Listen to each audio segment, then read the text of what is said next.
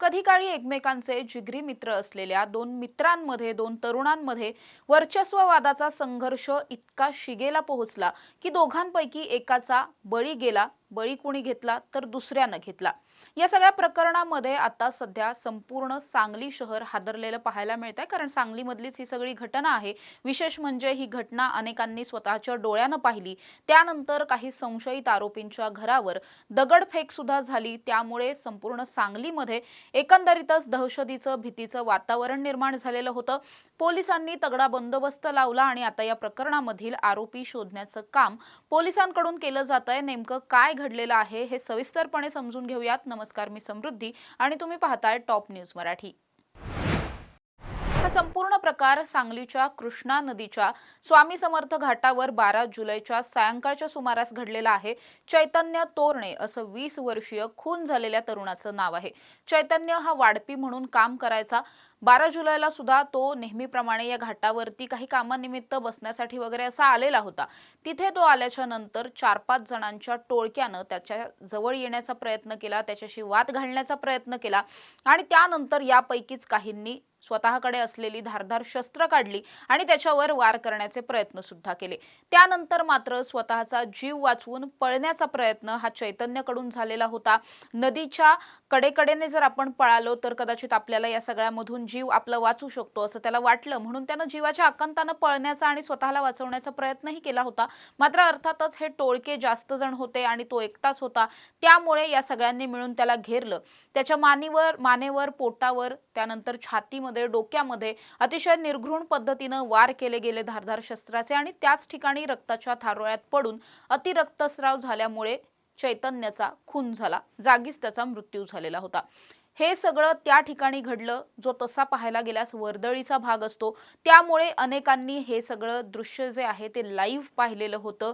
अतिशय थरारक हा सगळा प्रसंग होता। त्यामध्येच एका बीट मार्शलनं सुद्धा हा सगळा थरार पाहिला। त्यानं तातडीनं जवळच्या पोलीस स्टेशनला कळवलं। पोलीसही लगेच घटनास्थळी दाखल झाले। बॉडी जी होती ती पोस्टमॉर्टमसाठी ताब्यात घेतली गेली। घटनास्थळाचा पंचनामा झाला आणि गुन्हे दाखल करण्याचं कामही सुरू झालं। रात्री अगदी उशिरापर्यंत हे सगळं काम सुरू होतं। चैतन्याच्या कुटुंबियांना, नातेवाईकांना जेव्हा ही सगळी खबर मिळाली त्यानंतर त्यांच्याकडून मोठा आक्रोश केला गेला। मग तो पोलीस स्टेशनमध्ये असेल, त्याचबरोबर रुग्णालयामध्ये असेल, त्या ठिकाणी सुद्धा मोठी गर्दी जमलेली होती, जमाव होता। पण दुसरीकडे यापैकीच एक संशयित आरोपी आहे ज्याच्या घराकडे काही जमावानं जाऊन तिथे दगडफेक करण्याचा प्रयत्न सुद्धा केला। त्याच्या घराच्या काही काचा वगैरे फुटल्या, थोडंफार नुकसान झालं। त्यानंतर मात्र पोलिसांवर आता डबल जबाबदारी होती की मुळातच दहशतीचं वातावरण निर्माण झालेलं होतं। काहींनी खून डोळ्यानं पाहिलेला होता, त्यामुळे एक भीती होती। ते सगळं सुद्धा पोलिसांना कुठेतरी शांत करायचं होतं। दुसरीकडे आरोपींच्या घराबाहेर असलेला हा जो काही तणाव होता तो सुद्धा शांत करायचा होता।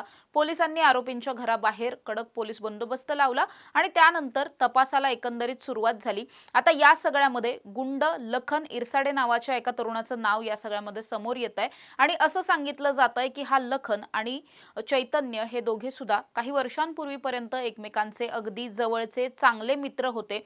नंतर मात्र या दोघांमध्ये वितुष्ट यायला सुरुवात झाली। दोघांनीही आपापल्या टोळ्या बनवण्याचा प्रयत्न केलेला होता आणि वर्चस्ववादातून हा सगळा खून झालाय असं म्हटलं गेलं। या सगळ्याला आणखी एक पूर्ववैमनस्याची किनार आहे, ती म्हणजे इंगळे नावाच्या एका तरुणाचा यापूर्वी खून झालेला होता याच सांगली शहरामध्ये। त्या इंगळेचा हा जो चैतन्य आहे तो जवळचा ओळखीचा होता, परिचित होता, मित्र होता असं आपण म्हणू शकतो।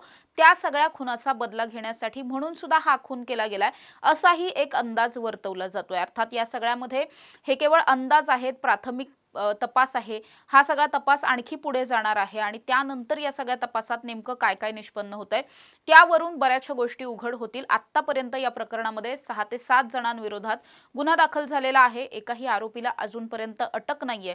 काही आरोपी हे सराईत असण्याची शक्यता आहे। त्यामुळे पोलिसांनी या सगळ्याच आरोपींना सीसीटीव्हीच्या माध्यमातून ट्रॅक करत सगळ्यात पहिल्यांदा त्यांची ओळख निष्पन्न करण्याचे प्रयत्न सुरू आहेत। दुसरीकडे एकदा त्यांची ओळख निष्पन्न झाली की नंतर त्यांना ट्रॅक करून त्यांचे आत्ताचे लोकेशन शोधून त्यांना लवकरात लवकर अटक करण्यासाठीचे प्रयत्न सुद्धा सांगली पोलिसांकडून केले जातात। मात्र अतिशय वर्दळीच्या असलेल्या ठिकाणी अशा पद्धतीनं खून होतो, खून करणारे सुद्धा आणि ज्याचा खून होतो ते सुद्धा अगदी 20-22च्या आतले तरुण आहेत। त्यामुळे एकंदरीतच तरुणांमध्ये वाढलेली गुन्हेगारी आणि सगळ्याच शहरांमधलं बिघडतं वातावरण, कायदा आणि सुव्यवस्था धाब्यावर बसवणं हे सगळेच प्रश्न सध्या निर्माण झालेले पाहायला मिळतात। पोलिसांकडून या सगळ्यावरती काय उपाययोजना केल्या जात आहेत हे पाहणं अतिशय महत्त्वाचं असेल।